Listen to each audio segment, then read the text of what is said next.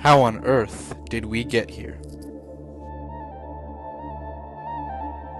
I am officially running for President of the United States.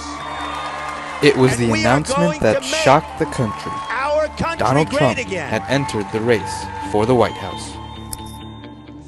What started out as a seemingly nonsense campaign quickly became an international political phenomenon that culminated in Donald Trump winning the Republican nomination for President of the United States. I humbly and gratefully accept your nomination for the presidency of the United States. His nomination sent shockwaves through the world and drew responses from multiple world leaders and prominent American Republicans who fell in Donald Trump's wake. As the Republicans faced off against their new leader, the Democrats on the other side of the aisle faced a political force nearly 30 years in the making. Hillary Clinton was former First Lady, Senator from New York, and Secretary of State. But her rise to the nomination was an uphill battle in the form of Bernie Sanders, whose strong socialist message pushed the Democratic Party to the left, but eventually she would claim her prize. And so, my friends, it is with humility, determination, and boundless confidence in America's promise that I accept your nomination for President of the United States. And now the stage is set, and on November 8th, the people of America will make their choice for the future of the country. And that decision will be made by and large by the youngest of the country's voters, the millennials.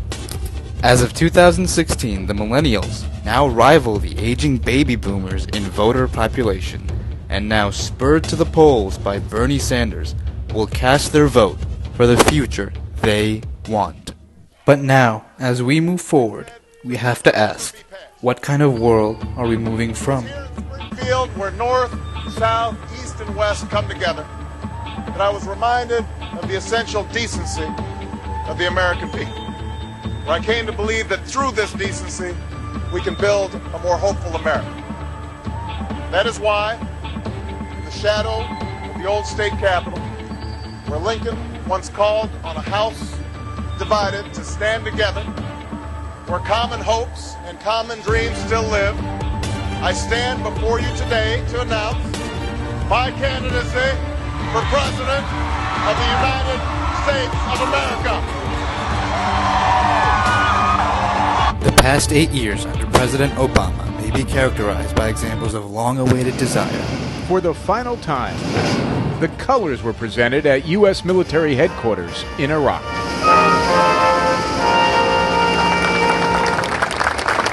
The ceremony marked the official end of mission. By righteous Tonight, retribution. I can report to the American people and to the world that the United States has conducted an operation that killed Osama bin Laden, the leader of Al-Qaeda, and a terrorist who's responsible for the murder of thousands of innocent men, women, and children. And of moral progress. Since same-sex couples may now exercise the fundamental right to marry in every state, this is now all 50 states, there's no lawful basis for any state to refuse to recognize a lawful same-sex marriage performed in another state on the ground of its same-sex character. But there are two sides to every coin. The past 8 years have also seen rises in violent crimes, of civil unrest in many parts of the country, and the seeds of a whole new civil rights movement. We, as a country, seem to have made great strides in a few select areas, but have allowed a completely different facet of society to crumble. It can therefore be said that we were a country divided long before this bawdy campaign began.